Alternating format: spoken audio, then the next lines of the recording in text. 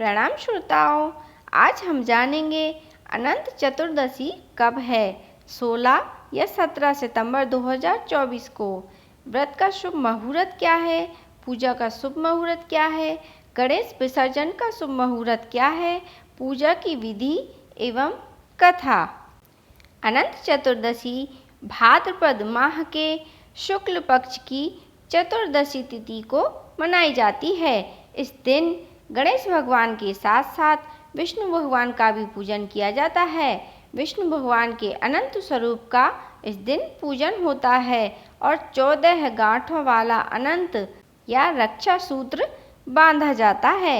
इस सूत्र की विधिवत पूजा करके ही इसे धारण करना चाहिए। अनंत चतुर्दशी तिथि का आरंभ 16 सितंबर दिन सोमवार को दोपहर 3:11 से है तथा समाप्ति समय 17 सितंबर दिन मंगलवार सुबह 11:44 पर है। पूजा का शुभ मुहूर्त सुबह 6:07 से 11:44 तक है। गणेश विसर्जन का शुभ मुहूर्त सुबह का मुहूर्त सुबह 9:11 से दोपहर 1:46 तक रहेगा। दोपहर का शुभ मुहूर्त 3:19 से 4:41 तक रहेगा। शाम का शुभ मुहूर्त 7:51 से रात के 9:19 तक रहेगा। पूजा विधि। व्रती को इस दिन ब्रह्म मुहूर्त में उठकर नित्य क्रियाओं से निवृत्त होकर स्नान आदि करके शुद्ध निर्मल वस्त्र धारण करना चाहिए एवं जिस स्थान पर पूजा करनी है उस स्थान को शुद्ध कर लें। अब एक चौकी पर मंडप बनाकर भगवान विष्णु की साक्षात या कुशा से बनी हुई 7 कड़ों वाली शेष स्वरूप अनंत मूर्ति की स्थापना करें। मूर्ति के आगे कच्चे सूत से हल्दी में रंगा हुआ 14 गांठों का अनंत बनाकर रखें। अनंत को दुग्ध में स्नान कराएं और पूरे विधि विधान के साथ धूप दीप रोली चंदन अष्टगंध अक्षत पुष्प आदि से पूजन करें और कथा श्रवण करनी चाहिए। फिर आरती करके विसर्जन करके अनंत के डोरे को पुरुष अपने दाहिने हाथ में धारण करें और स्त्रियां अपने बाएं हाथ में धारण करें। इस प्रकार प्रत्येक वर्ष अनंत चतुर्दशी का व्रत करने से और हाथ में अनंत बांधने पर भगवान अनंत देवता की असीम कृपा प्राप्त होती है। आइए अब कथा का श्रवण करते हैं। श्री सूत जी महाराज ने धर्म ऋषियों से कहा, पूर्व समय में माँ गंगा के तट पर धर्मराज युधिष्ठिर ने जरासंध के वध के लिए राजस्व यज्ञ आरंभ किया। महाराज युधिष्ठिर ने भगवान श्री कृष्णचंद्र के सहित भीमसेन अर्जुन आदि भाइयों के साथ अनेक रत्न से सुशोभित मोती जड़ी हुई स्वर्ग के समान तुल्य बड़ी विशाल यज्ञशाला बनवाई और उसके लिए सब राजाओं को अनेक प्रकार से जीत कर ले आए। एक समय गांधारी और धृतराष्ट्र का पुत्र जो दुर्योधन नाम से विख्यात था यज्ञशाला के प्रांगण में जल और थल में भ्रमित होकर अपने वस्त्र ऊपर करके चलने लगा। यह देखकर द्रौपदी आदि स्त्रियां हंसने लगीं और दुर्योधन जल को भूमि समझकर उसमें गिर पड़ा। यह देखकर सब राजा ऋषि मुनि तथा वहां उपस्थित सभी लोग हंसने लगे। तब दुर्योधन अत्यंत क्रोधित हो गया और अपने मामा शकुनी के साथ अपने राज्य को जाने के लिए निकलने लगा। तब मामा शकुनी ने मधुर वचनों में कहा कि हे राजन, आगे बहुत कार्य करना है, इसलिए आप महाक्रोध को त्याग करें और यज्ञशाला से अपने घर चलने के लिए उठिए। तब ऐसा ही सही कहकर राजा दुर्योधन राजाओं के साथ हस्तिनापुर जाकर राजा पांडु के सर्वश्रेष्ठ पुत्र युधिष्ठिर भीमसेन अर्जुन आदि को बुलाकर अपने राज्य में प्रसन्न होकर जुआ खेलने लगा। उसने जुए में छल से पांडवों का संपूर्ण धन और आज़ादी जीत ली उसके बाद भ्राताओं के सहित युधिष्ठिर महान विपत्तियों को प्राप्त हो जंगलों में रहने लगे। पांडवों के इस समाचार को सुनकर श्री कृष्ण जी वहां गए। महात्मा श्री कृष्ण को देखकर कर्म से पूजन आदि कर और उन्हें प्रणाम कर राजा युधिष्ठिर बोले कि हे प्रभु, भाइयों सहित हमें यह दुख प्राप्त हुआ है। इस दुख रूपी सागर से हम कैसे छुटकारा पाएंगे? सो कहिए, हम कौन से उत्तम देवता का पूजन करें अथवा कौन सा उत्तम व्रत करें जिससे हमको राज्य मिले, हमारा हित हो?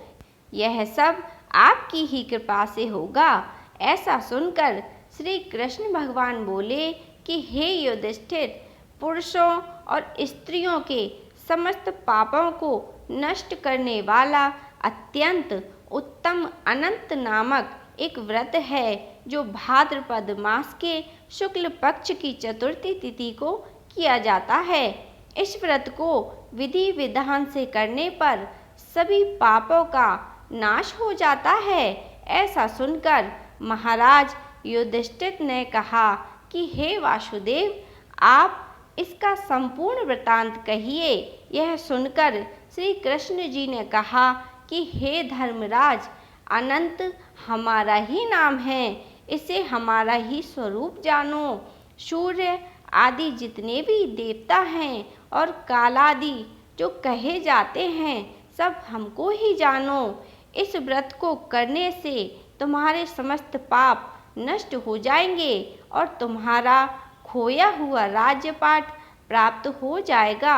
श्री कृष्ण जी बोले, हे धर्मराज, यदि कोई इस व्रत को धारण करने में असमर्थ हो तो कथा सुने मात्र से भी इस व्रत का पुण्य फल प्राप्त होता है। सो मैं तुम्हें कथा सुनाता हूँ। प्राचीन काल में सुमंत नाम का एक तपस्वी ब्राह्मण था। उसकी पत्नी का नाम दीक्षा था। उसकी एक सुंदर सी कन्या थी जिसका नाम सुशीला था। वह कन्या बड़ी हुई तो उसकी माता की मृत्यु हो गई। पत्नी के मृत्यु के बाद सुमंत ब्राह्मण ने दूसरा विवाह कर लिया। उसकी दूसरी पत्नी का नाम कर्कशा था। सुमंत की पुत्री को वह पसंद नहीं करती थी और हर तरह से उसे कष्ट देती थी। समय बीतता गया और कन्या के पिता को कन्या के विवाह की चिंता होने लगी। तब सुमंत के घर एक धन्य धान्य से परिपूर्ण एक ब्राह्मण पधारे। उनका नाम कौंडिन्य ऋषि था। सुमंत ब्राह्मण ने अपनी कन्या का विवाह कौंडिन्य ऋषि के साथ कर दिया। विवाह के पश्चात वे दोनों अपने घर जा रहे थे। तब चलते चलते मार्ग में संध्या होने पर ब्राह्मण देव एक वन में रुक गए और अपनी संध्या पूजा पाठ करने लगे। तभी उसकी पत्नी सुशीला ने कुछ दूरी पर कुछ स्त्रियों को सुंदर निर्मल वस्त्र पहने हुए पूजा करते हुए देखा तो वह उनके समक्ष गई और पूछने लगी कि तुम यह किस देवता का पूजन कर रही हो? तब उन स्त्रियों ने बताया कि वह अनंत भगवान की पूजा कर रही हैं। तो सुशीला ने पूछा कि अनंत भगवान कौन हैं? तब उन स्त्रियों ने कहा कि अनंत भगवान विष्णु का ही अवतार हैं। इस दिन भगवान विष्णु के अनंत रूप की पूजा की जाती है और 14 गांठों वाला डोरा बनाकर पूजन करके धारण किया जाता है। और जो कोई इस व्रत को 14 वर्ष तक करता है उसके समस्त पाप नष्ट हो जाते हैं और उसे अनंत सुखों की प्राप्ति होती है।